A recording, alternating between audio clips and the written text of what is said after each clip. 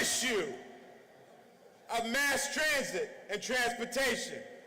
Down in this neighborhood, we like to call it SEPTA. All right? Every time the Republican majority in the Senate of Pennsylvania, and you know, if you work with me, we're going to change that. Right, Tina? We're going to change that. All right? You work with us, we're going to change that. Every time we offered up a solution, the Republicans blocked it. The Senate Republicans blocked it every time. But Josh Shapiro, just like Saquon Barkley, ran around the block, found another way to get to the end zone, scored the touchdown, and has never allowed the buses and the trains in this region to come to a halt. Never. And in fact, to my union brothers and sisters who are in the room, and I see many of you, he made sure he stepped in and made sure that there was a fair contract that was resolved. That's real work, folks. That's not a show horse, that's a workhorse. That's our Josh Shapiro. He's earned our support. And finally, for me, because we could go on and talk about all of the good work that he's done, he's earned our support on the issue of education funding. Earned our support on the issue of education funding. You see, on January 17th, 2023, Josh Shapiro was sworn into office. 21 days later, the President of Commonwealth Court rendered a decision on February 7th, 2023, 21 days after Josh Shapiro that got sworn into office, and said real simple, but real firm, in an 800-page decision, said that the way Pennsylvania funds education is unconstitutional and inadequate, and you have to fix it. This has been going on for decades. It's been going on for decades. It's been a problem that hasn't been addressed for decades. And the lawsuit was 9 years in the making, going through the entire process. Josh Shapiro didn't flinch. And in that time has found billions of new dollars to fund public education. In fact, over $12 billion in that time frame, making class sizes smaller, making classrooms safer, building new schools, putting solar on roofs of schools, doing all kinds of things to make sure that our children are the priority of this Commonwealth. And he could have flinched. But he didn't. He could have folded, but he didn't. He didn't bend. He didn't break. He stood tall, and the progress is being realized in every classroom, in every school in the Commonwealth of Pennsylvania. And for me, for us, it was not just a policy decision, it was a character decision. Because other people tried to make him break, but he didn't. And I was in the little rooms to see when the opportunity to walk away from our kids, and Josh Shapiro stuck up for the children of Pennsylvania in ways that every Republican governor walked away from.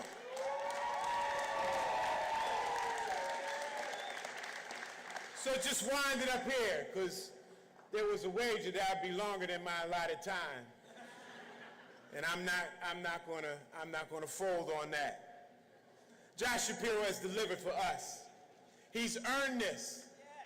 He's earned this. We don't need a Trump MAGA replica in the governor's mansion in Harrisburg, Pennsylvania. Keep that stuff in Washington, D.C. We don't need that in Harrisburg, and we're going to fix that this year in Washington, D.C. I can assure you of that. But Josh Shapiro, the question right now, has Josh Shapiro earned our support? The answer is yes. Has Josh Shapiro earned our support? Yes. Has Josh Shapiro earned our support? Has Josh Shapiro earned our support. He's delivered. He's earned that support. And let's give him the votes that we need, that he needs, to make Pennsylvania even more better, even more special than what it already is right now. Josh Shapiro, Governor, Commonwealth of Pennsylvania. Let's do it.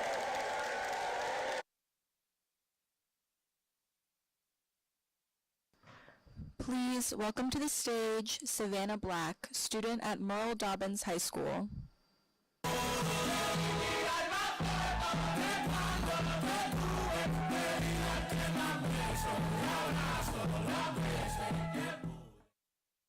Hello, everybody. So, as you know, I'm sorry, y'all. It's a lot of y'all, and I love everybody for being here.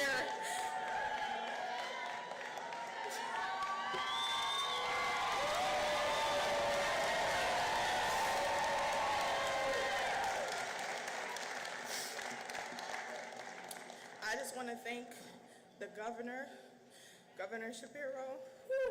He's a good man. And I want to thank his team for making all of this possible for me, because I love and I'm passionate about what I'm speaking about. And it really makes a difference for everybody that's around me and the other kids that take these programs. It really makes a difference. So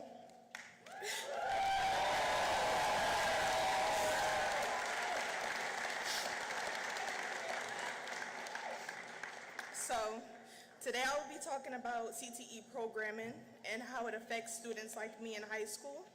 So I want everybody to imagine that they're sitting in a classroom and they're just thinking, how is this going to help me in the real world? How am I going to use this book work to help me build a career, build a resume for myself? And many students have that same common question. For many students, that can really affect their home life and how their family members, operate. It has happened to me before. And the opportunities that I have from my CTE helped me through that situation. Career and technical education programs, known as CTE, are changing that experience by connecting learning directly to world skills and future careers.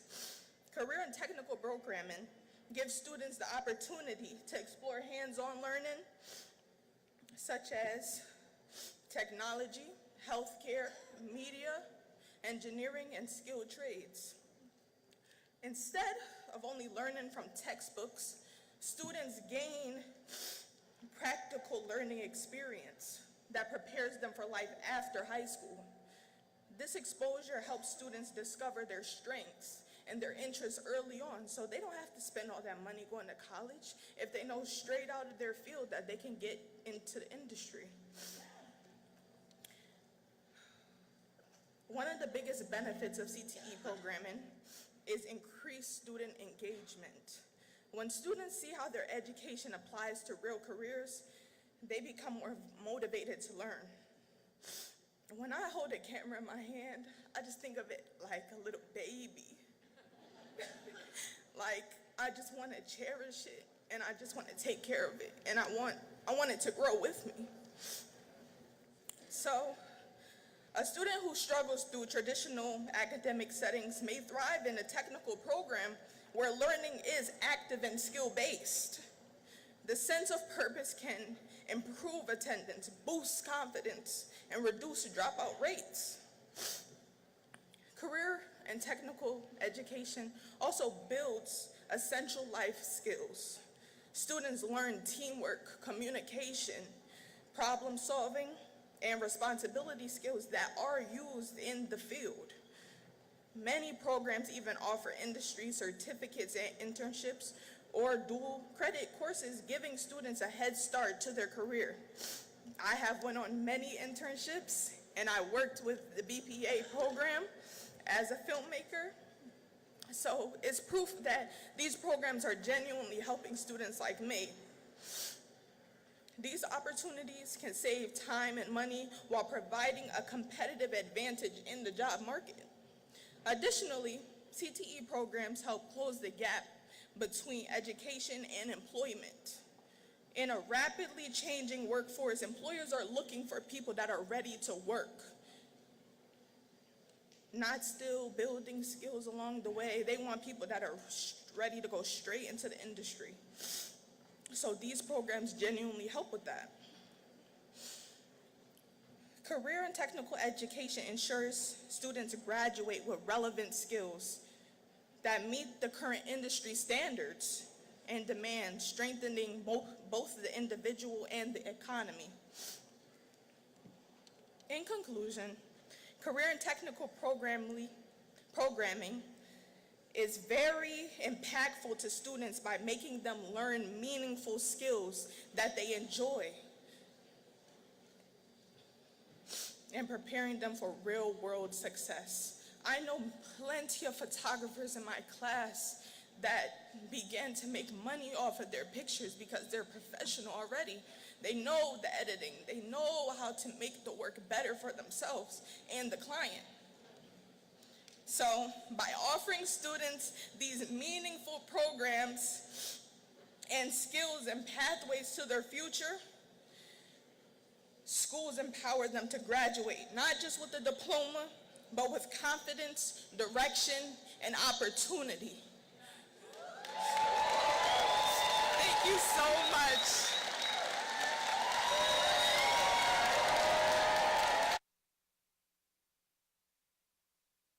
Please welcome to the stage Pennsylvania State Representative Jordan Harris.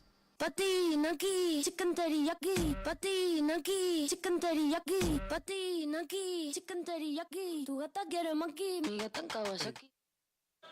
What's up, Philadelphia? So before we begin, y'all give Savannah another hand. It is hard to come out here, speak in front of all y'all. I'm backstage, I'm like, oh, she done started crying. What am I supposed to say now?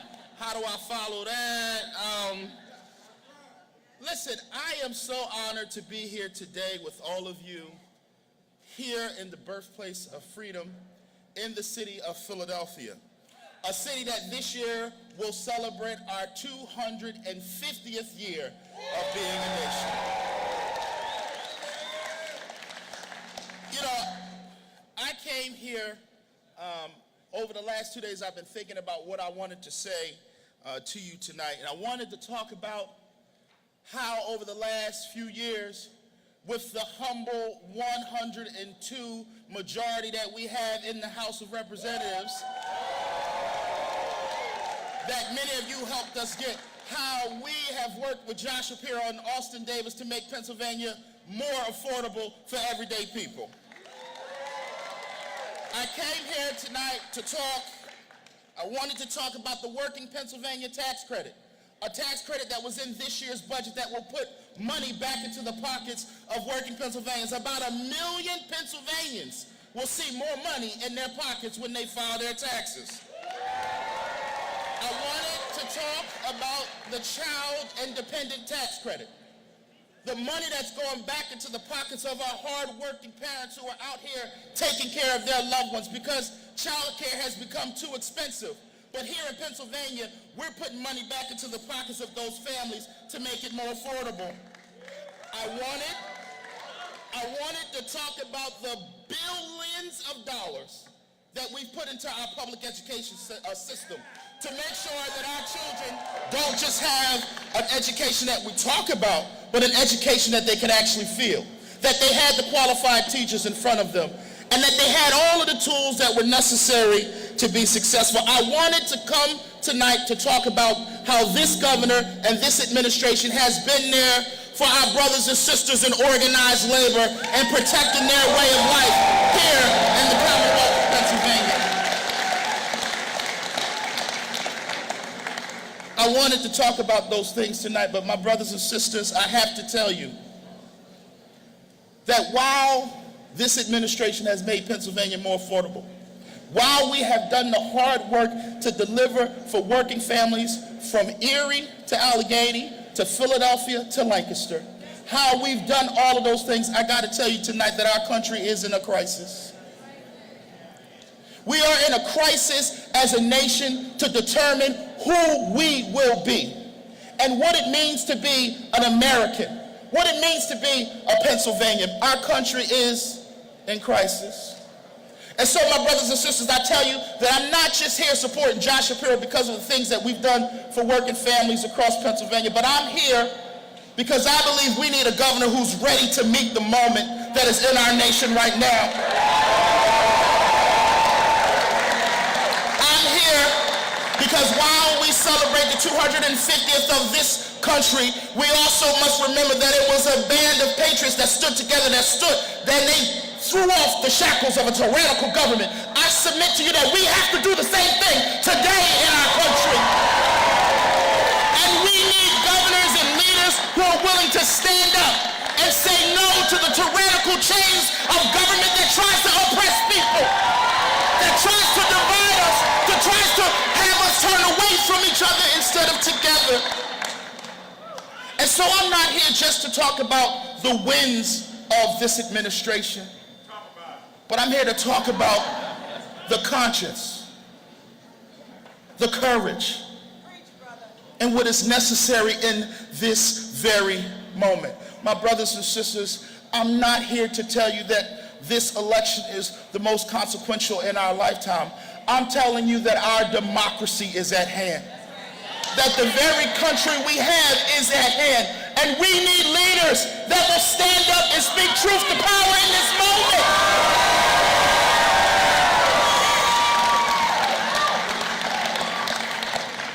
One of the greatest humans to walk this earth outside of Jesus Christ, I believe, was Dr. Martin Luther King. Dr. King said it simply like this: cowardice asks the question, is it safe? Expedience asks the question, is it politic? Vanity asks the question, is it popular? But conscience asks the question, is it right? And there comes a time where a man or woman must do something that is not safe, nor politically correct or popular, but they do it because their conscience tells them that it's right.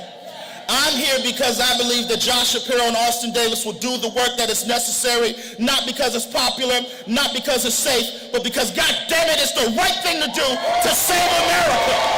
I'm with Josh Shapiro because we need a leader to speak truth to power in this moment. So let us deliver for Josh Shapiro and Austin Davis in November all across the Commonwealth of Pennsylvania. God bless you.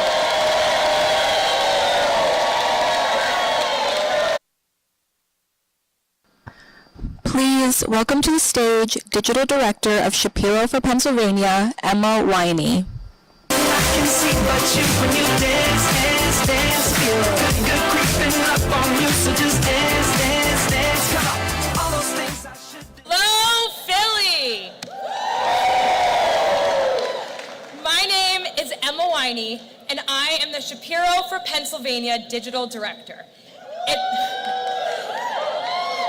It's so wonderful to be up here with all of you, and it's truly an honor to work for the Shapiro-Davis campaign. I know we're only a few speakers away from hearing from our incredible Lieutenant Governor and Governor, so I won't keep you too long, but I just wanted to say a few words about how you can get involved and stay involved with our campaign. Look, we all have agency, and with that, real power. And especially in this moment, we need to use it. So I'm gonna ask you to do 3 things today. Number 1, while you're here today, take out your phones and take some photos and videos.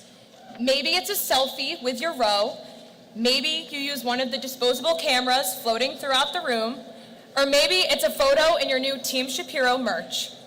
Whatever it is, capture this moment. And capture this feeling of being a part of something bigger. All right, number 2, share that online. And tell people why you're here, why you're hopeful for Pennsylvania's future, why you're proud to be a part of Team Shapiro, and why you are fired up to re-elect Governor Shapiro.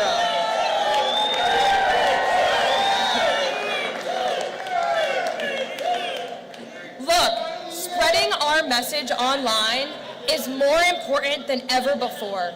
People trust you.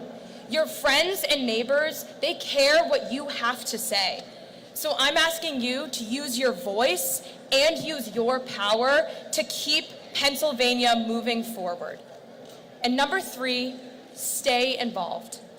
Look, we have a long road ahead of us, and we need your help to ensure Governor Shapiro can keep getting shit done. So my final ask for you, take out your phones and text GSD to 32210 to stay involved.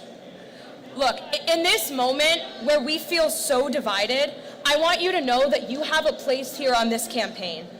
And whether you're in person at an event like this, sharing content online, sporting our Team Shapiro t-shirts, knocking on doors, pitching in $1 or $2, we are so lucky to have you on our team. Because together, we are going to re-elect Lieutenant Governor Austin Davis and Governor Josh Shapiro. Thank you.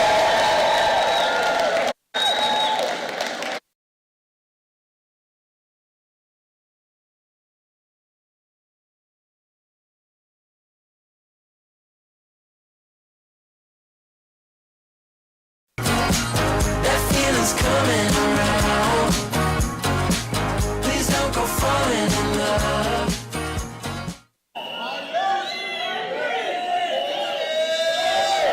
I heard some. I'm Ryan Boyer, and I'm proud to be the leader of those rowdy men and women that call themselves the Philadelphia Building Trades. And we're here. I've been around a lot of politicians. I know them intimately, and I know them well. Josh Shapiro is different. What he says is what he does.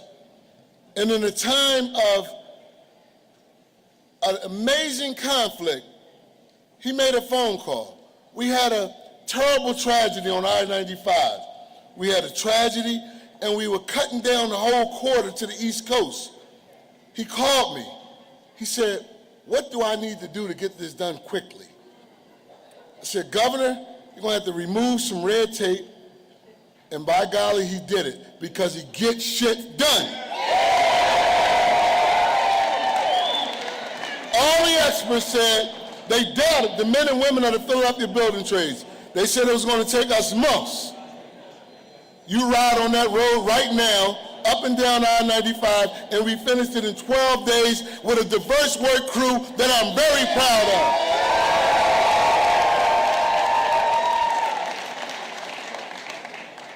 And when you look at a job someone's done, as the young people say, you gotta have the receipts, because that great American poet, Sean Carter, otherwise known as Jay-Z, he says, men lie, women lie, but numbers don't. And you love what you pay for. He increased, Josh Shapiro administration, Shapiro Davis, they increased the investments in apprentices by $65 million, creating 18,000 registered union apprentices in the Commonwealth of Pennsylvania.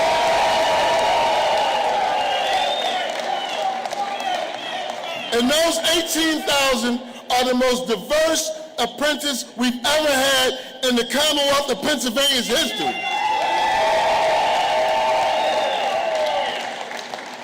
And one more thing, when you do a day's work, you should get paid.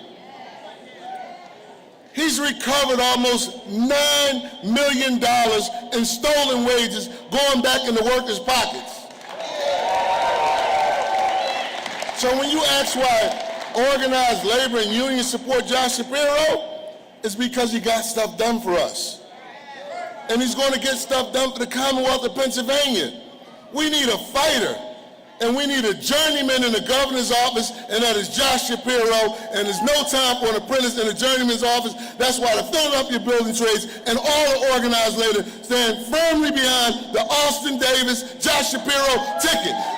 Josh Shapiro for governor. Thank you.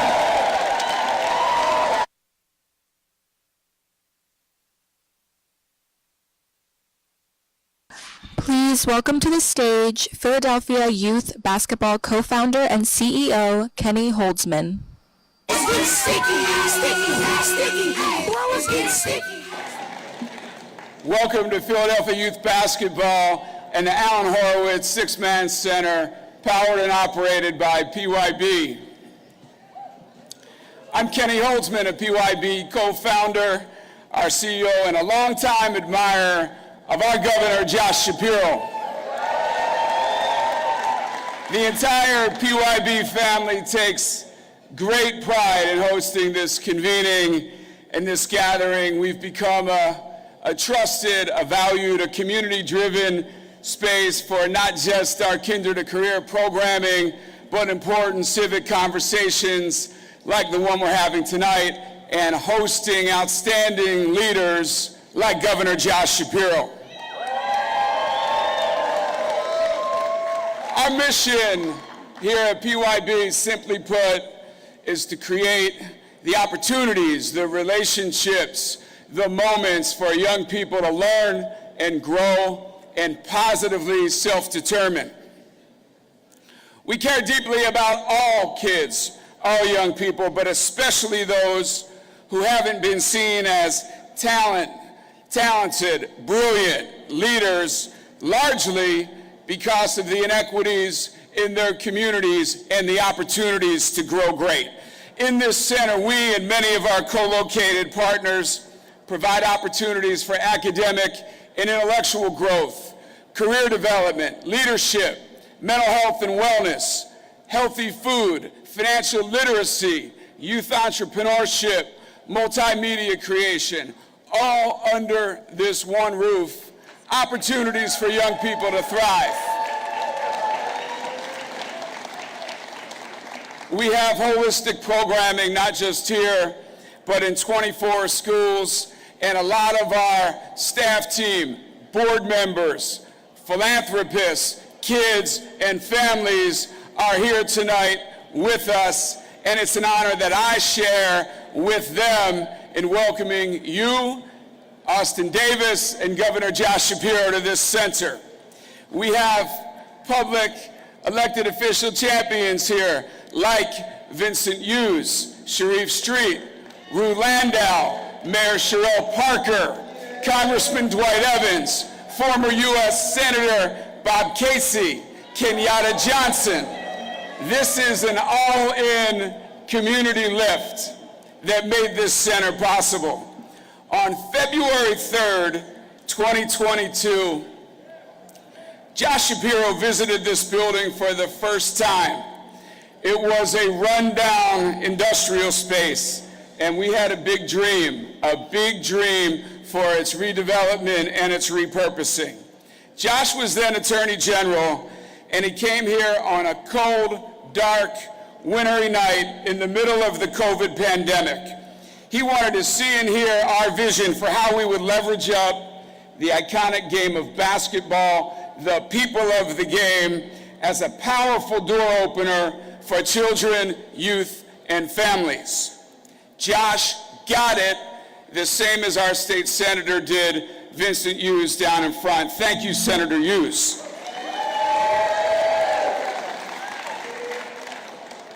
The Attorney General at the time believed that we had the capability and the level of commitment to create the most comprehensive, most holistic youth development center in the country. From here, we drove to 35th and Haverford to the James Wright Recreation Center to visit our I Am Because You Are Ubuntu program for older youth. It was in the midst of a youth gun violence epidemic. Josh wanted to get to know some of our young people and their lived experiences firsthand through meaningful conversation and, up and down on-court basketball. Josh wanted no media coverage and zero fanfare. There was not one camera in the building. He structured his visit around his own learning and being fully present. It was that night 4 years ago that I witnessed Josh Shapiro in action. He sought to understand our theory for helping young people to thrive. He wanted to know the why and the how we were building our program, our organization, our center, with a substantial coalition of people that cross lines of race, religion, neighborhood, economic circumstance. Josh wanted to know, how do we build a capital campaign that leveraged a little bit of public money for 3 times the amount of private philanthropy? And when it came to his time with this particular group of young people, many of whom had been arrested for lower level offenses, Josh wanted to listen and learn.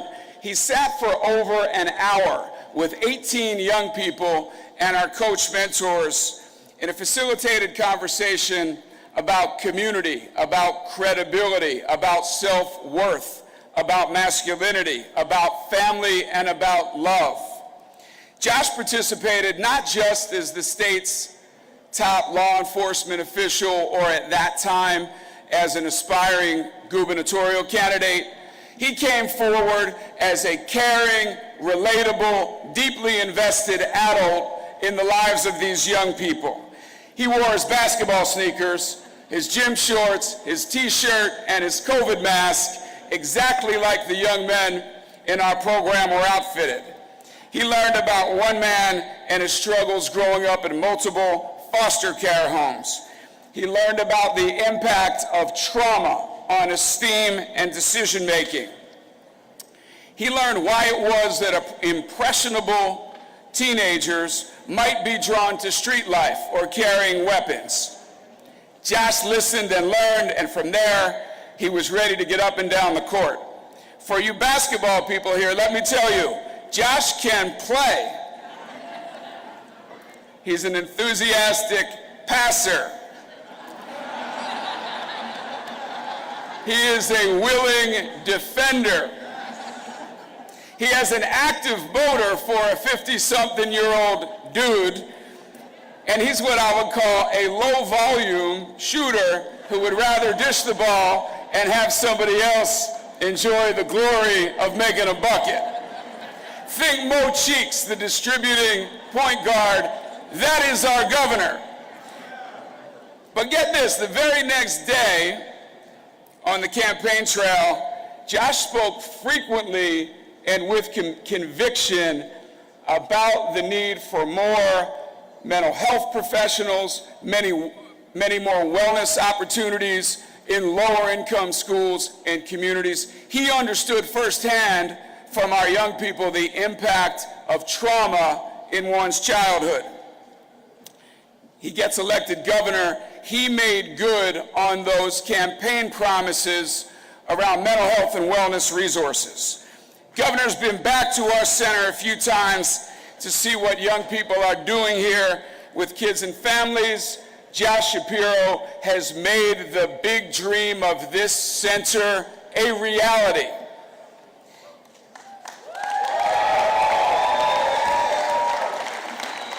Here's what I'd say about our governor. He's the consummate point guard. He's leading our state government with vision, courage, energy, inclusivity, authenticity, humanity, and humility.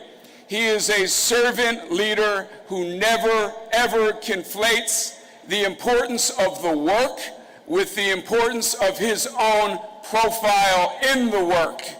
It is about the work and the issues. Our governor believes that every person deserves the opportunity to succeed, especially young people and young adults who have historically had fewer shots to build a great self-sufficient life. He believes that all young people should be seen, heard, and valued. His commitment is not shallow, it is not mere hollow rhetoric. It has been backed up by critical investments in education, workforce development, and economic mobility and opportunity. Josh Shapiro shows up big time and again where and when it matters most. On behalf of the entire Philadelphia Youth Basketball family, we are grateful for each of you. We are grateful for Governor Shapiro, his family, and his team. Let's make 2026 a year filled with opportunity, with action, with optimism, and with impact. Thank you.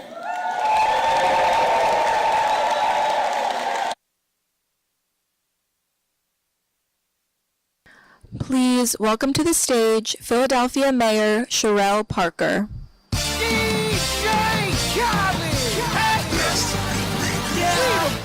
All I do is win, win, win, no matter what. Got money on my mind. Listen, I want you all to give Kenny Holtzman and this six-man center team and Mr. Horowitz, give them a round of applause. This is amazing. Now listen, I can't help it. I believe in this thing called call and response. And if you're feeling what I'm feeling right now, I need to get this energy and bring it into me so that when I ask you all how y'all feel, I want to hear you say fired up. So don't yell it just yet. Let's do a practice round.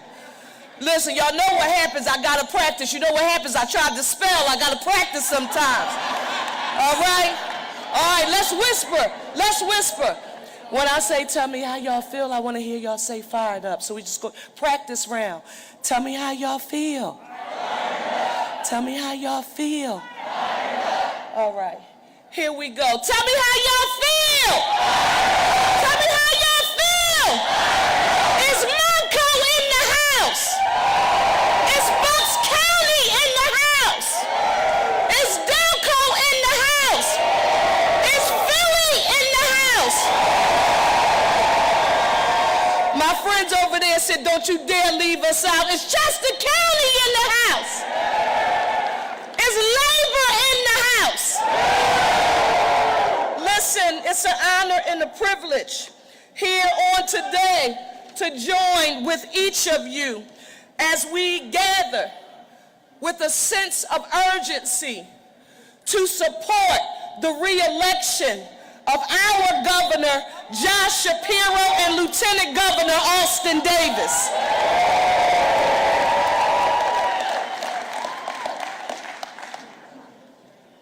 There is a reason why this moment is so important.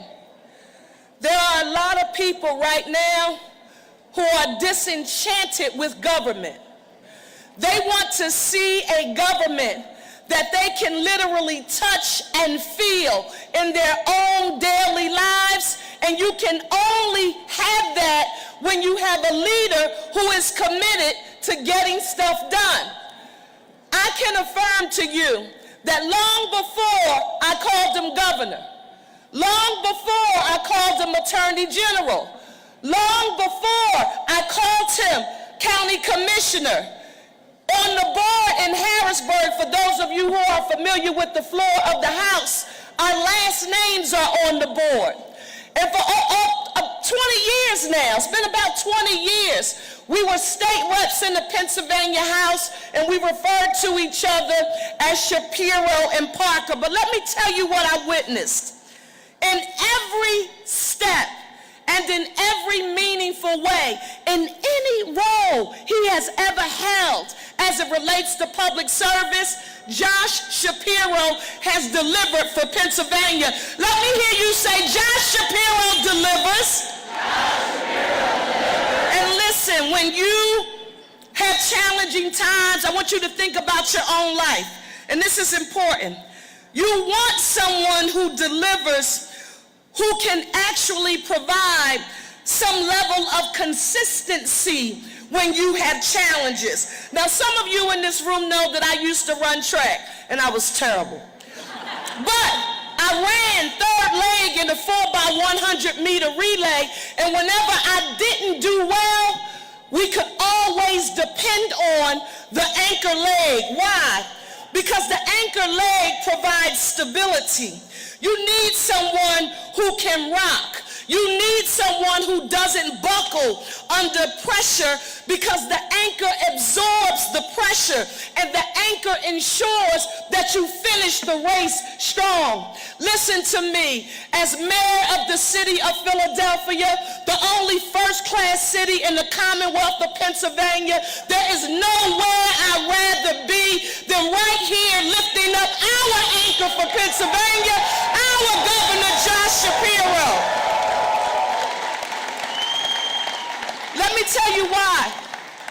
I watch some people, they become masters of division, trying to pit urban and rural and suburban communities together, but we all know that we are stronger when we work together, when we advocate together, and we think about the shared synergy and, quite frankly, the challenges that we see across Pennsylvania, and we work together to develop solutions. Let me tell you something.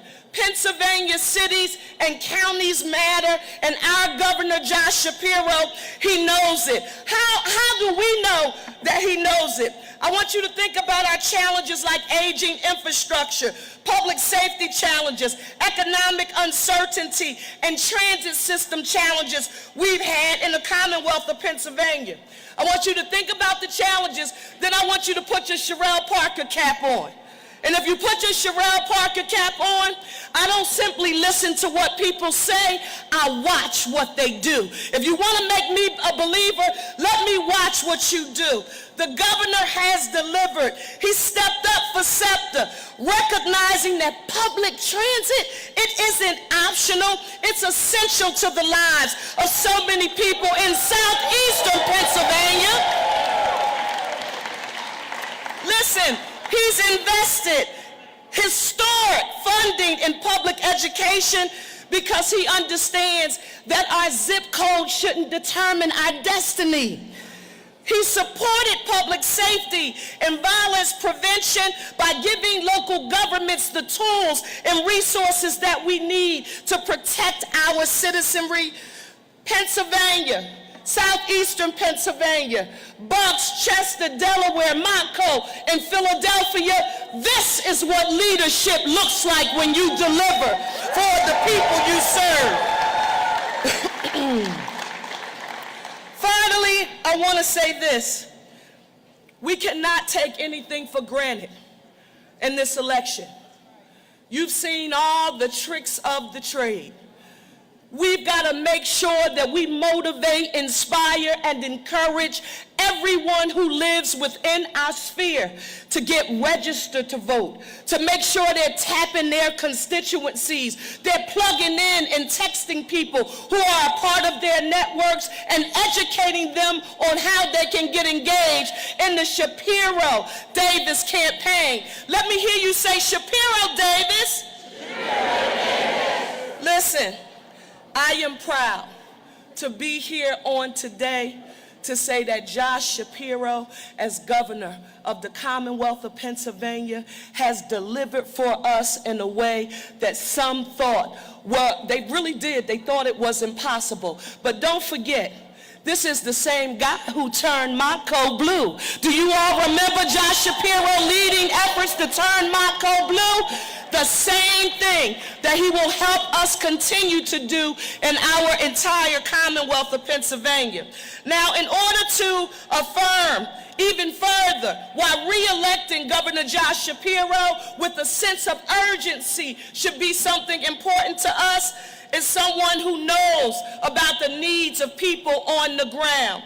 He owns the building as well, one of the most prominent barbershops in the city of Philadelphia, Philly Cuts. His name is Darrell Thomas, and he's been a strong advocate for our Lieutenant Governor, Austin Davis, and our Governor, Josh Shapiro. Give a huge super duper whooper round of applause for Darrell as he comes to embrace the Shapiro Davis team. Ready. Well, come on. Philly! What's up, Philly? Let's get fired up. Let's get fired up. My name is Darryl Thomas. I'm the owner of Philly Cuts. This is my partner, James Brown. We've been together for 29 years on the corner on 44th and Chestnut. Philly Cuts is a barbershop, and barbershops are special. Would you agree? Yeah. We tell the truth in barbershops. Might be a lot of hyperbole, but the facts remain. And being around for 29 years, we know the facts. We know what's right, we know what's wrong. Just to give you a little history, so what's this barber doing up on the stage? Well, when we opened up Philly Cuts, September 1st, 1997, it was an attempt to come home and create economic empowerment in my community, the Mill Creek community in which I was growing up, which I was raised. Everybody had a hand in raising me. I had both parents. My father was a union trucker.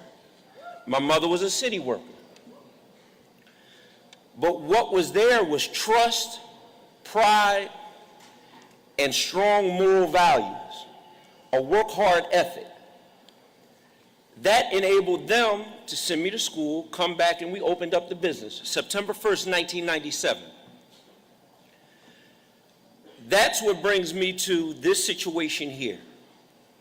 We've done a lot of community work within the community, working with first-year med students at Penn, working with the Philadelphia 76ers, a litany, a gamut. But what I would think about quite a bit, and I guess it was called survivor's remorse, what if my mother was chemically addicted when I was coming up? And these are stories that Philadelphians deal with. What if I didn't have a two-parent home? What if my father had passed when he had his first heart attack when I was in 10th grade? Would my life be different? Absolutely it would. I would have succumbed, or the probability of succumbing, to the pressures of Philadelphia, West Philadelphia in particular, Mill Creek, would have been traumatic. Which brings James Brown. He lost his father at a young age. But when we met in 97, I said something special. I mean, a little rough around the edges, you know, but something special about him.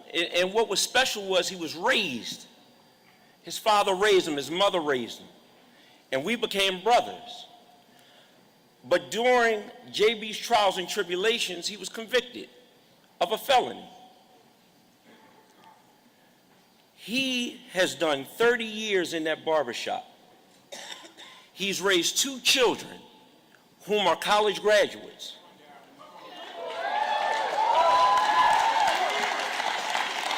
No, I got to give him his flowers, man, because I learned a lot from this guy. He thinks he learns a lot from me, but I learned from him.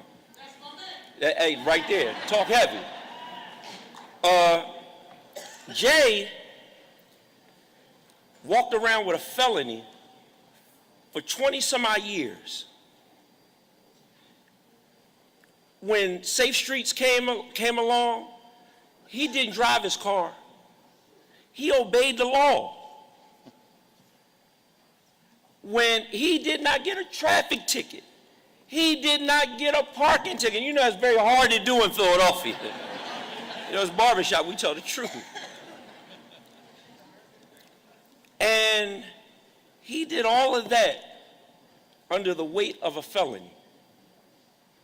When this was presented to our governor, when he visited the shop, he said, Darryl, that's a travesty. Something has to be done about that. And that's what he did. He got shit done.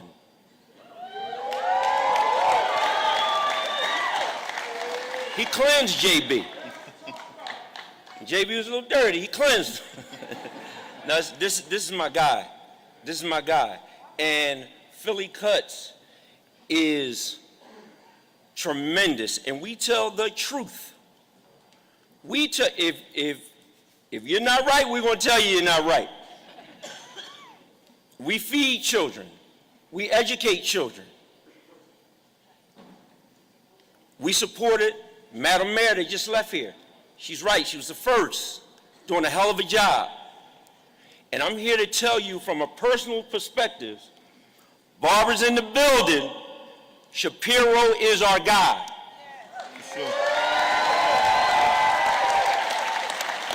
He's a man of his word. He keeps his word. He keeps his word. He has removed certain requirements in terms of educational requirements so all can partake. Not everyone is able to go to college. They don't have the funding. But certain positions did not require college degrees. He leveled the playing field. We appreciate that in the barbershop. The barbershop is the neighborhood.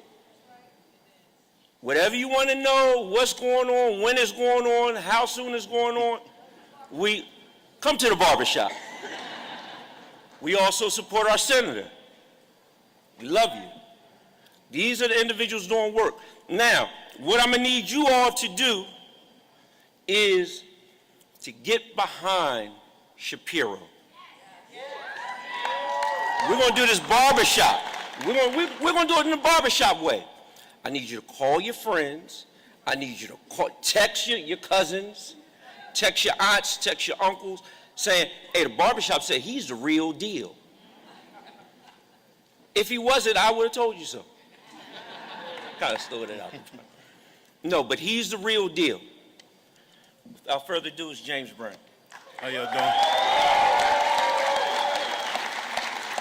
Well, Darryl told y'all basically everything, but coming from me, coming from my community, because we touch a lot of people, a lot of souls, he's definitely a man of his word, and he definitely delivered. I'm gonna keep it short and simple. Love that man. That's it. Shapiro! Fellow, let's hear it, Shapiro! Shapiro! Without further ado, I'd like to bring up Lieutenant Governor Austin Davis. Thank you all.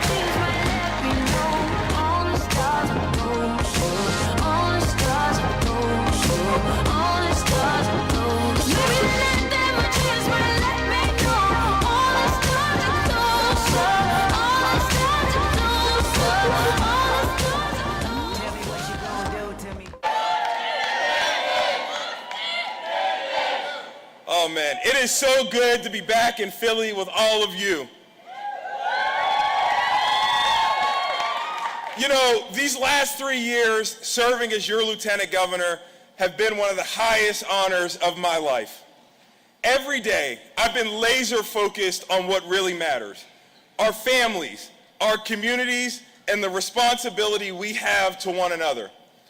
And while I didn't know where this work would lead me when I started, I've always known why I was doing it.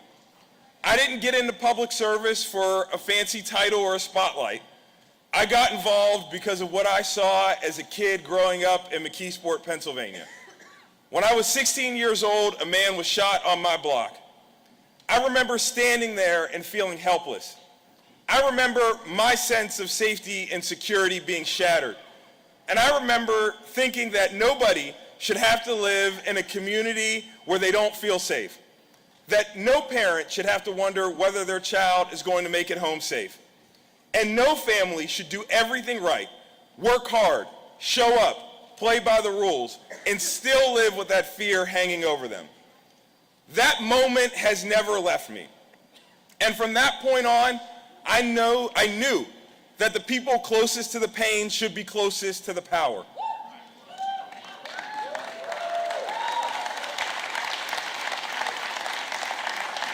It was that experience and that belief that led me to my first city council meeting. It led me to run for office, and it's still what drives me today.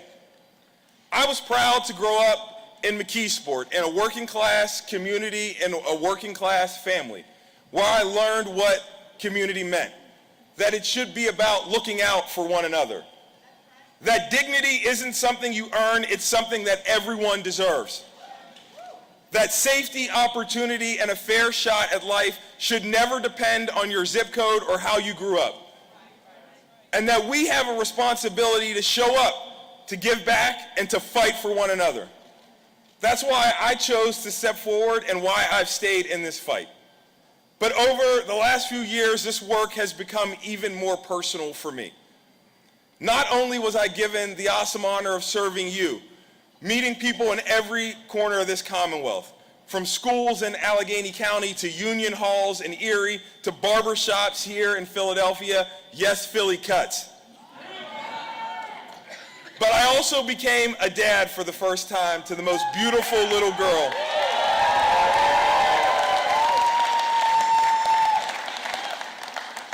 Becoming my daughter Harper's dad changed everything for me. It changed why I wake up in the morning. It gave new meaning to every decision I make as your lieutenant governor and in my life. And I made my fight even hard, and it made me fight even harder for the kind of Pennsylvania I want her to grow up in. Harper isn't just my greatest joy, she's my greatest motivation. Everything I do with her future in mind. And the promise I make to her is the same promise I make to all of your children. I'll do everything in my power to leave them a Pennsylvania and a country that is safer, fairer, and more hopeful than the one that I inherited.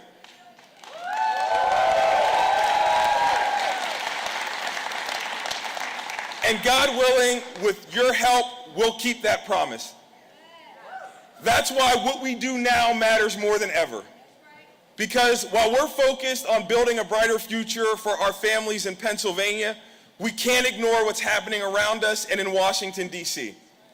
Watching prices climb while the richest and most powerful pull further ahead, we're seeing families torn apart in the name of law and order, while the well-connected are given a free pass and corruption goes unchecked.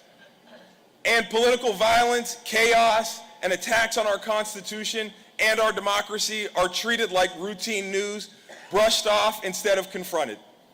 This past year was marked by reckless decisions, crisis after crisis, fear and dysfunction used as a political weapon.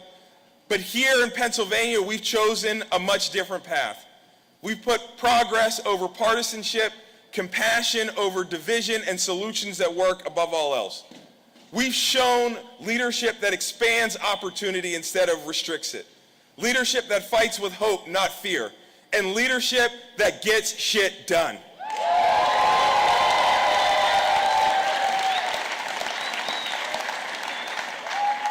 We've been focused on making real progress for families all across this Commonwealth. As a new dad, I know firsthand how hard it is to find high-quality, affordable childcare. That's why we secured $25 million for a new childcare recruitment and retention program, delivering bonuses to more than 50,000 childcare workers across Pennsylvania. So that the people caring for our most precious resource have the support they deserve. We tripled the childcare tax credit, putting real money back into the pockets of working families. And we've taken action to address violence in our communities, restoring the Office of Gun Violence Prevention, investing millions of dollars to support law enforcement, and funding community-based organizations that are doing the work to keep our communities safe. And for the first time ever, we've invested in after-school programs, not only to keep kids off our streets, but to give them a safe place to go and a sense of community. We've done a lot, but we all know this work is far from over. That's why I'm proud to announce I'm running for re-election to be your lieutenant governor with Governor Shapiro.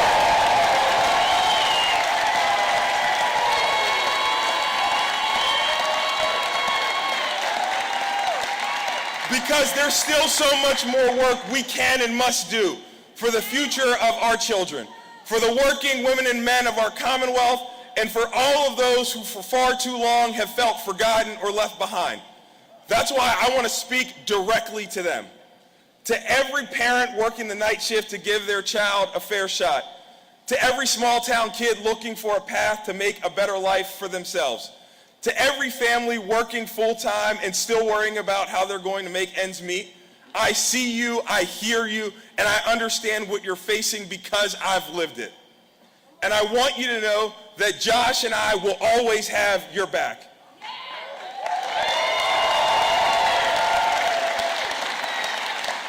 We will keep fighting for you, your children, and your future right here in Pennsylvania. Politicians love to talk about the American dream, but too often they just don't get it. They get lost in talking points and miss the people standing right in front of them. As the proud son of a union bus driver and a hairdresser, I know what it's like to grow up in a family that had to get creative to make ends meet. I know the power of public schools, of teachers who believed in me, and of mentors who taught me the meaning of service.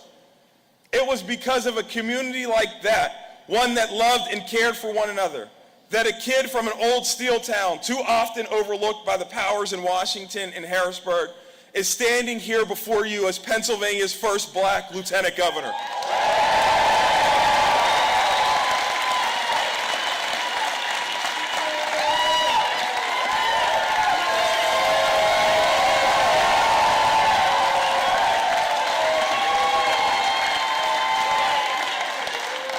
That's the American dream. That's the American dream, and my friends, it is alive and well here in Pennsylvania. But this story isn't just about me. It's so much larger than that. It's about what's possible when we invest in people and believe in one another. And it's about being clear-eyed and honest about what this moment calls for and the leadership it takes to meet it. Because things are very different from when Josh and I were first elected. The stakes are higher than they've ever been, and we all have a choice to make. We can follow the politics of fear and division coming from politicians in Washington, or we can stand up for our freedom, make our own choices, and show the nation what's possible when steady leadership is at the helm.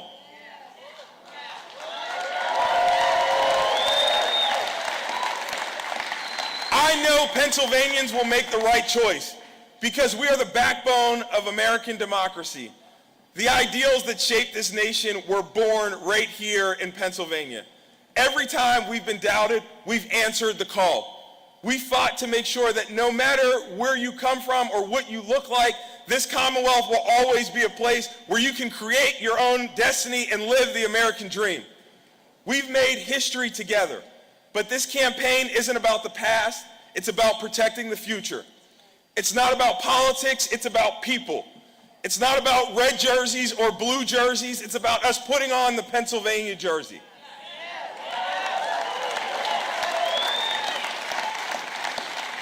And as we approach the 250th anniversary of our country, we're reminded of something deeply important. This is where the great American experiment began, right here in our Commonwealth. This is the birthplace of the Revolution. And even though hundreds of years have passed since that first spark was lit, that flame has never died. I saw it in my grandparents, one a steel worker, the other a railroad foreman, who came here from the South to build a better life for our family. I see it in my wife, Blair, the best mother I know, who somehow manages to raise our daughter, support our family, and still show up every day to serve our community as Pennsylvania's second lady.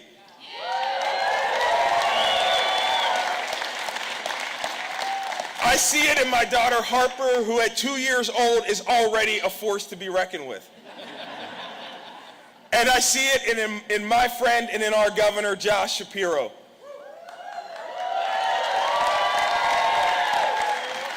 Someone who has never backed down from a fight.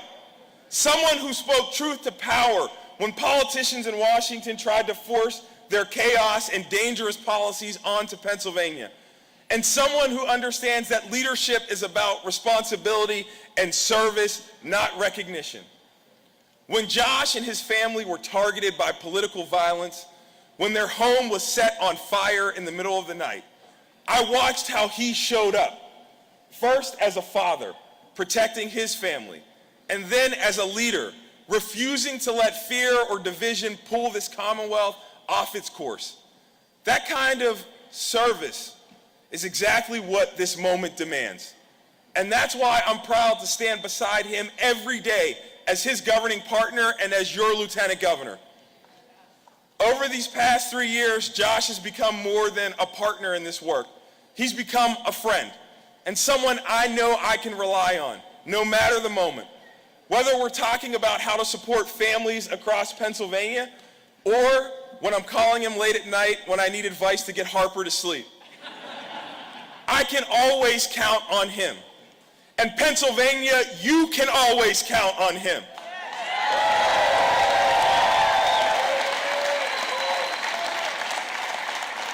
Because he's always been in your corner. My friends, it is my pleasure to introduce to you the 48th governor of the Commonwealth of Pennsylvania, Josh Shapiro. Allow me to reintroduce myself. My name is Ho, H to the O-V.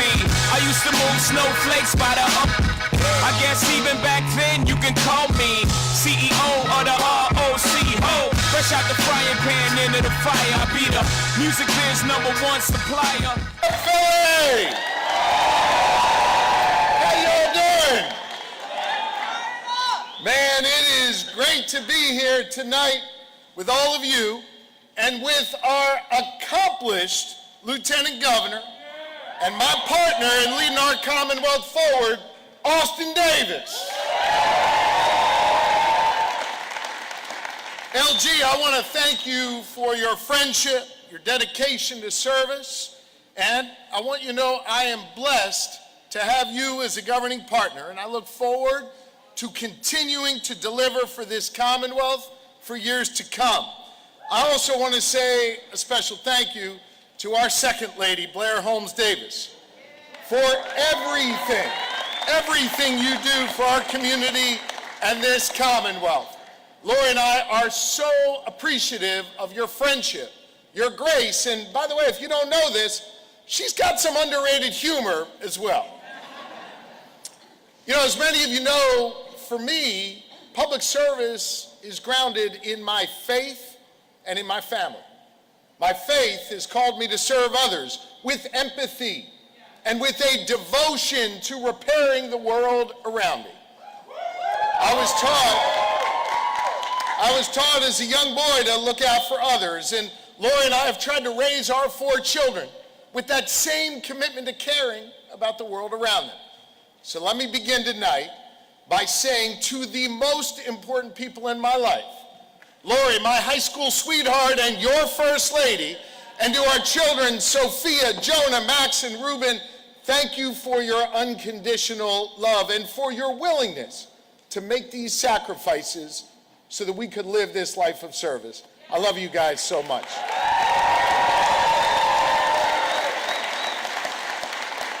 I want you to know, as I look out here tonight, I can actually feel your love. I want you to know that. And I can feel your support, especially y'all behind me here.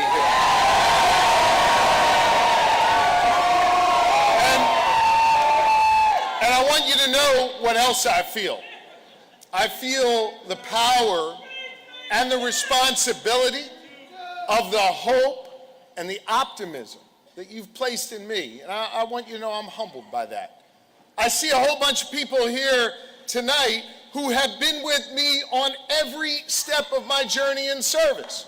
Those who are going to power our campaign, those who serve our communities as elected leaders, and those who organize block by block and who just give a damn about our Commonwealth.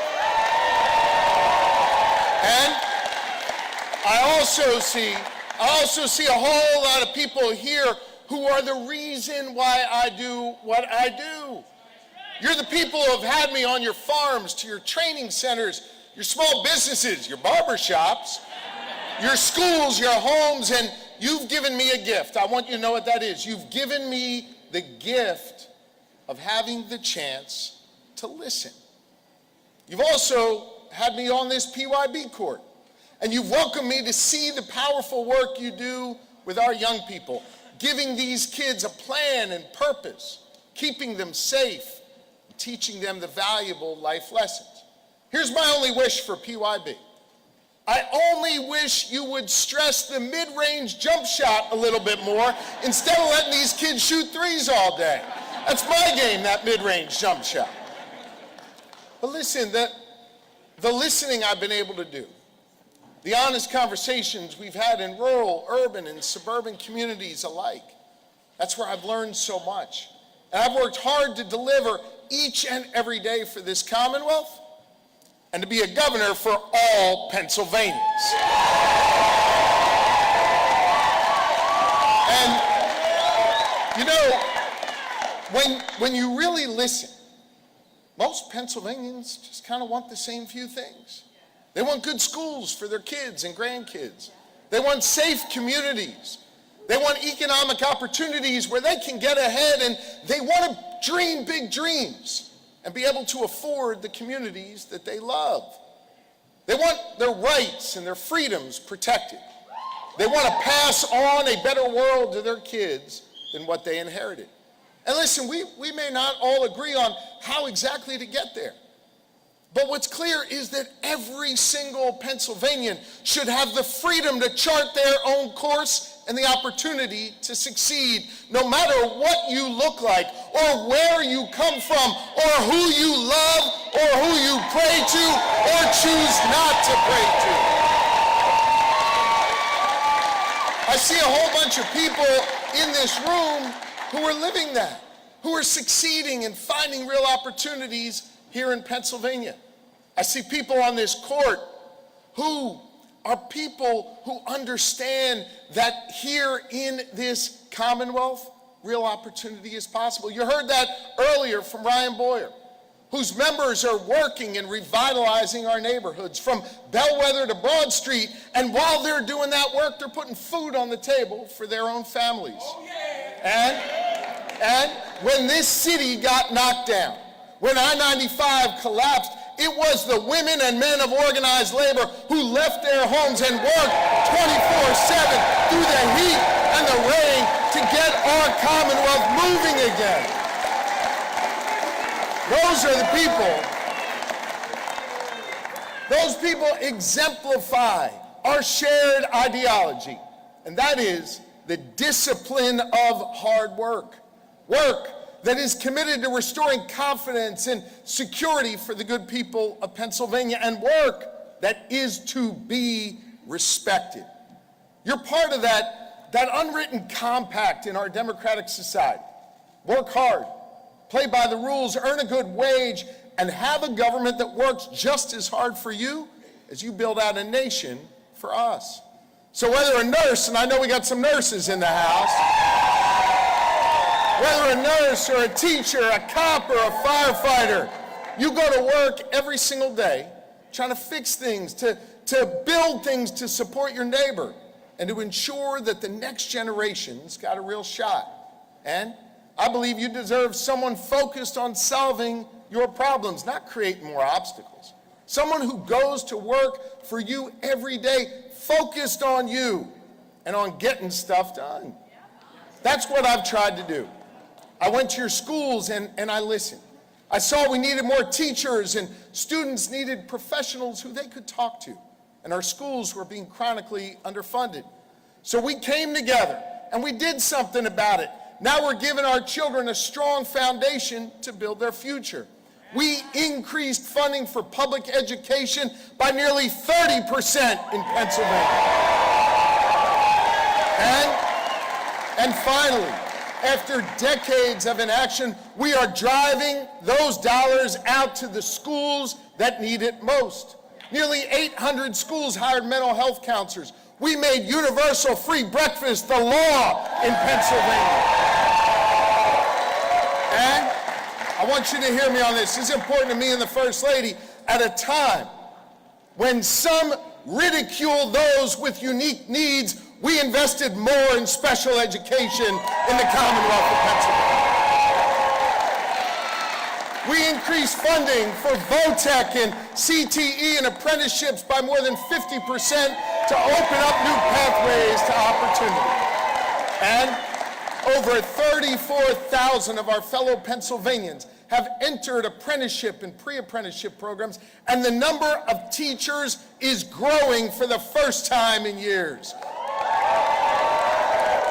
Graduation rates are up, school attendance is up, test scores are rising, and the foundation for a better future is being laid. You know, I walk the beat with our police. I mourn with families who lost a loved one to gun violence.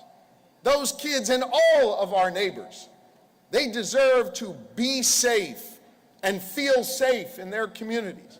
So we came together and we funded nearly 2,000 more law enforcement in our communities. And at the same time, under the great leadership of Lieutenant Governor Davis, we expanded after-school programs and violence intervention initiatives centered in our communities.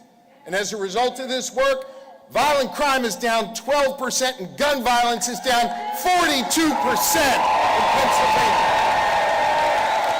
Be safe and feel safe. You know, I watched for too many years as businesses chose elsewhere and jobs left our main streets. If we want Pennsylvanians to stay in the communities they love and raise their kids there, then we need to create economic opportunities in every county, rural, urban, and suburban. I'm proud of the fact that we put Pennsylvania on the map again when it comes to economic development, and the data shows it's working. For 30 straight months, Pennsylvania's unemployment rate has remained below the national average. We landed the largest private sector investment in the history of our Commonwealth, brought in over $35 billion in private sector investment that's created 18,000 new jobs across our Commonwealth. These are folks, our neighbors, who are doing research in our life sciences labs to over 10,000 members of, guess who? The building and construction trades, building out the technology infrastructure of our future. To our farmers and our ag producers who take on the noble work of feeding people, we have done all that, and we've done it together. We fixed our broken permitting process to guarantee speed to market, and in turn, we've become a national model for efficient and effective government. We eliminated backlogs, we opened up more doors of access, and we're producing more energy than ever before because of our all-of-the-above energy strategy. It is working. We repaired more poor-condition bridges than any other state in the nation, and we kept at the same time mass transit, the system that millions of Pennsylvanians rely on every day. We kept mass transit up and running in Pennsylvania. More jobs, more opportunity, and more freedom, and now we have the only state economy in the Northeast that's growing. We made strategic investments, all the while protecting those in need, from our seniors to those who live with disabilities but who have so much to offer if just given the chance. You know, there were forces, and I know there's people here who know this, there were forces in Harrisburg who wanted to rip away health care coverage and take away food assistance, but we stood tall and we stopped them. I'll tell you, I've seen the concerns of parents trying to provide for their kids, only to see their hard-earned dollar not going as far. So I brought people together, and you know what we did when we came together? We cut your taxes 7 times. We put money back in the pockets of seniors, small businesses, families with child care costs, and working Pennsylvanians struggling to get by. Over 400,000 of our seniors got a tax cut on my watch. 219,000 Pennsylvania families got a tax cut to help pay for child care. And now, nearly 1 million hardworking Pennsylvanians will get a tax cut of up to $800 this year. Our kids are getting a better quality education. Our communities are safer. Our economy is growing. And we're putting money back in people's pockets. And through it all, you, the good people of Pennsylvania, you have been my North Star, my guidepost. And so I came back here tonight, came back here to Philly to say thank you. Thank you for the opportunity to listen to you and to serve you. And I'm also here to say that we have only just begun.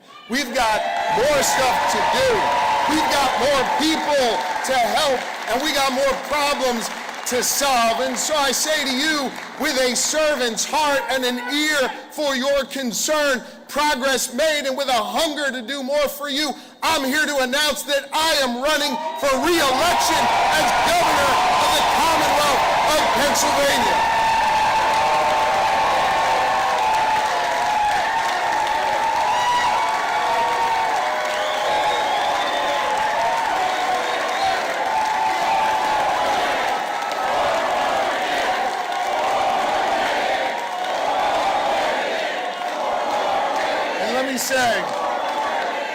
I like the sound of that. Let me say that while we celebrate our many successes, and we see that the sky is unlimited and opportunity is real for more of our fellow Pennsylvanians, we know that the floor is too hard for others. We need to protect the possibility of success while making life more affordable for those struggling to get by, to care for those who are sick, and ensure the economic changes of tomorrow lift up all Pennsylvanians, leave no one behind. We've got more to do to cut costs and give more Pennsylvanians a chance to get ahead. So we're going to build on that work we've done to put money back in your pockets.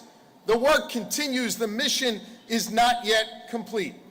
We've got to raise the minimum wage to $15 an hour in Pennsylvania. We've got to help more Pennsylvanians achieve the dream of owning their own home and putting an affordable roof over their head. We've got to produce more energy while protecting our environment. We've got to enshrine into law protections for victims of abuse along with our LGBTQ neighbors. And we've got to hold those companies that are trying to raise our electric bills accountable. I'm running for re-election to continue that work. And I'm running for re-election because I have never backed down from a fight. And right now, we are in the battle to protect the very foundation upon which the place we call home was founded. You know, I am privileged to serve as the 48th governor of this Commonwealth and to follow those who came before me, to take up the baton of progress and carry it forward. That's the way it's always been done since William Penn arrived in 1682 on the banks of the Delaware River in Chester on a ship, Chester, on a ship named Welcome. Hear me on this.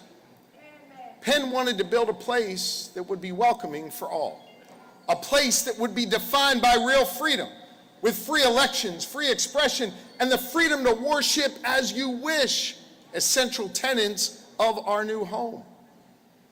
I know all that feels at risk right now. I know it feels that way to you, and it feels that way to me too.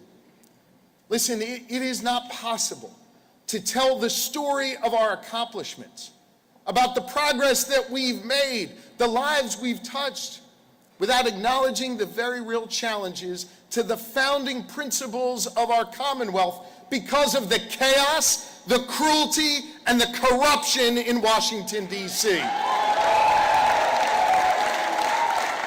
And you know this to be true, that some politicians who know better are too cowardly to speak up. They abandon their principles, and in an attempt to position themselves and be better off, they leave a whole lot of others behind. And that weakness has a real cost. Nearly 500,000 of our neighbors are about to lose their health care. Over 100,000 more will lose their food benefits, and millions are paying more when they go to the grocery store, buy a car, or just want to buy their kid a gift. Small businesses are struggling, and farmers are losing markets and instead being offered a handout. This type of chaos, it erodes the progress we've made here in Pennsylvania, and I know it stokes worry and an impulse for some to retreat. I have felt the weight of your fears about losing your freedoms at the hands of politicians who want to control what you read and how you get your health care, and they want to deny you your vote. The worry about being unable to feed your kids because that compact that we relied on for generations was just ripped away. The worry, I know that many young people feel that that American dream is something that they learn about in the history books, but isn't something that they see in their future. Every step of the way, I want you to know I've stood up for my fellow Pennsylvanians, sometimes in a court of law and other times by refusing to back down, refusing to cast certain of our neighbors aside, and always speaking truth to power.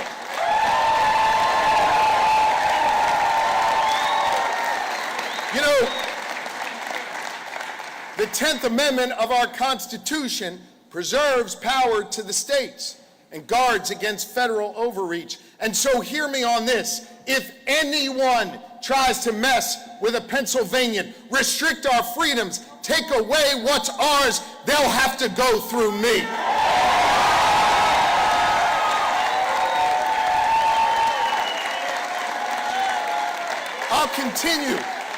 I'll continue to make Pennsylvania a place where a woman's right to choose is the law. A place where you can marry who you love, worship as you please, and where the union way of life is protected, because on my watch, Pennsylvania will never be a right-to-work state. Never.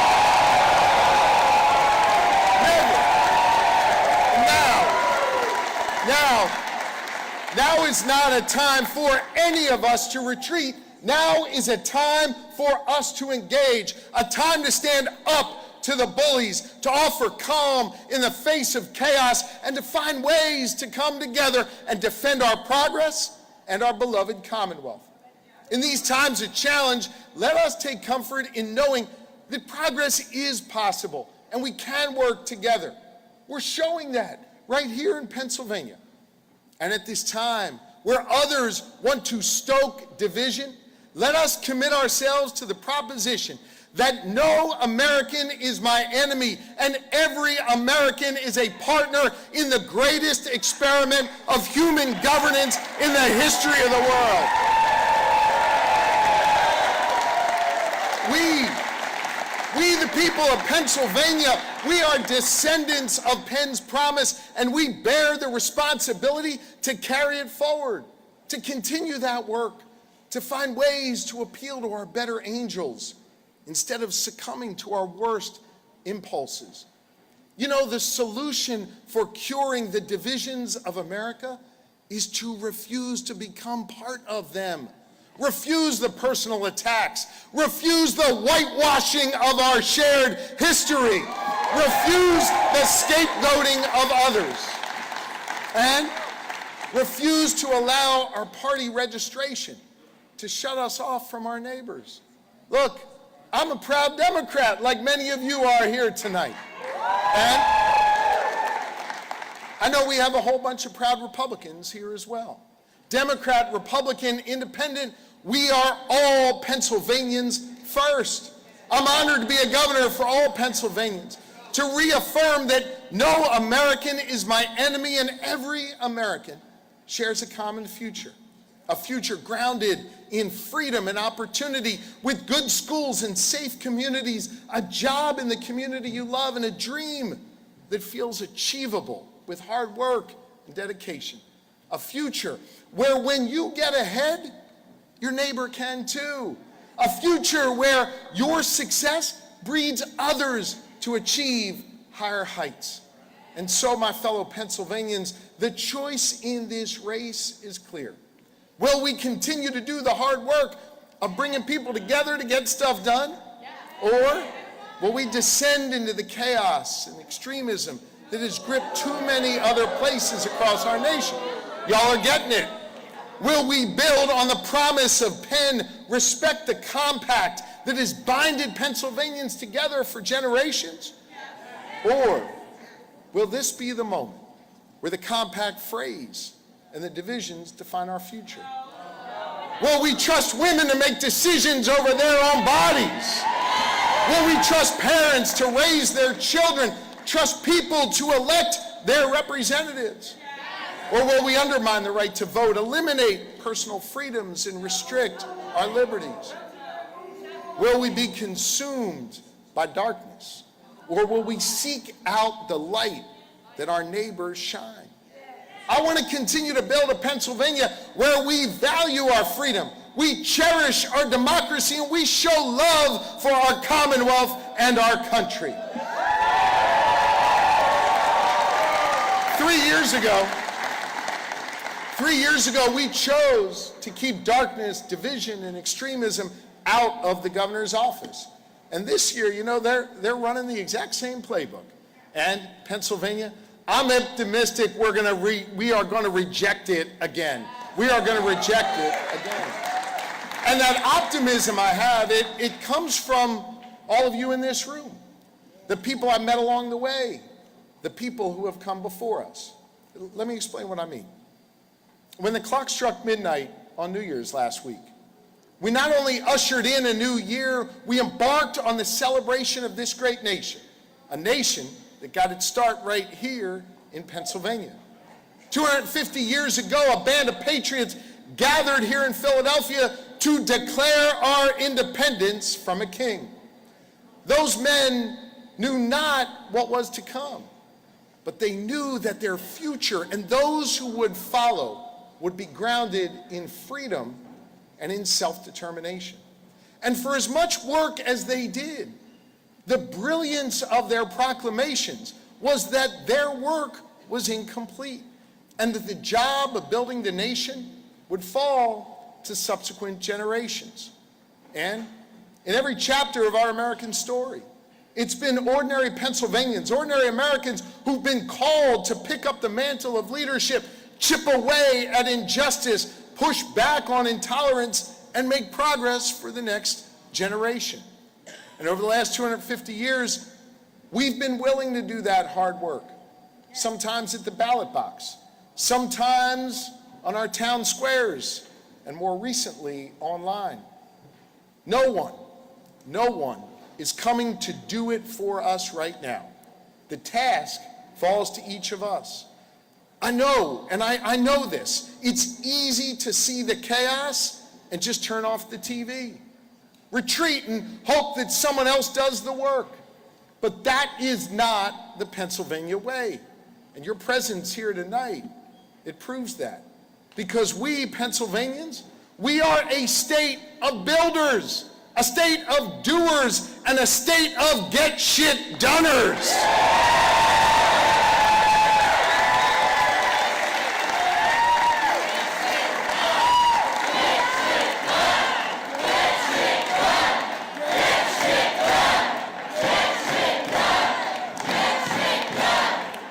Earmuffs for the little kids. From our founders to our steel workers who built our cities and towns, to those who descended beneath the surface of the earth to power our Commonwealth and our country and form the arsenal of democracy. But power isn't just wielded in large acts or on big stages. You have enormous power. And tonight I'm asking you to use it. Post about why you're here and what's at stake. Have that respectful conversation with your friend who voted differently than you in the last election, but now sees the effects of that vote and wants a different way. Volunteer for a shift at your local campaign headquarters. Proudly wear some of that Shapiro merch to show that you believe in empathy, you believe in progress and real results, and that you reject extremism. And don't lose sight of the privilege that you have to live here in Pennsylvania, the biggest swing state that always decides it all. You have the ability in this election to decide the balance of power in the U.S. House of Representatives. You have the power. You have the power to help me win a trifecta in Harrisburg, where our legislature is divided by a mere 3 seats. And you have the power to re-elect our history-making lieutenant governor and grant me a new term to keep working my ass off for all of you. And so, my fellow Pennsylvanians, I'm going to keep on listening. I'm going to keep being a governor for all Pennsylvanians. I'm going to keep on getting stuff done. And through it all, knowing that you have my back, knowing that you truly give a damn about this Commonwealth, and that you're ready to work together and protect our country, that inspires me, and it gives us all hope. You have the power, and I've got your backs, and together we will win this re-election. We will. And from here in Pennsylvania, the birthplace of our democracy, we will send a clear message that division does not define us, that progress is still possible when we work together, and that we can build a Commonwealth where everyone has the freedom to chart their own course and the opportunity to succeed. Thank you. God bless you all. Let's get back to work and go Birds. Stop me now. I'm having such a good time. I'm having a ball. Don't stop me now. If you wanna have a good time, just give me a call. Don't stop me now. I'm having a good time. Don't stop me now. Yes, I'm having a good time. I don't wanna stop at all. I'm a rocket ship on my way to Mars on a collision course. I am a satellite. I'm out of control. I'm a sex machine ready to reload. Like an atom bomb about to explode. I'm burning through the sky. 200 degrees, that's why they call me Mr. Fahrenheit. I'm traveling at the speed of light. I'm gonna make a supersonic woman of you. Don't stop me, don't stop me, don't stop me. Hey, hey, hey! Don't stop me, don't stop me. Ooh, ooh, ooh. Don't stop me, don't stop me. Have a good time, good time. Don't stop me, don't stop me.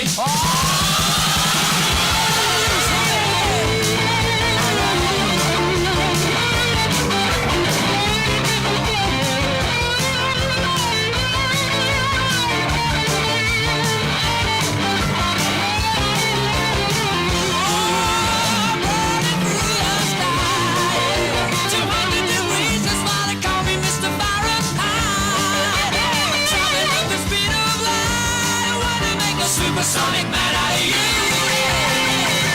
Stop me now. I'm having such a good time. I'm having a ball. Don't stop me now. If you wanna have a good time, just give me a call. Don't stop me now. I'm having a good time. Don't stop. Yes, I'm having a good time. I don't wanna stop at all.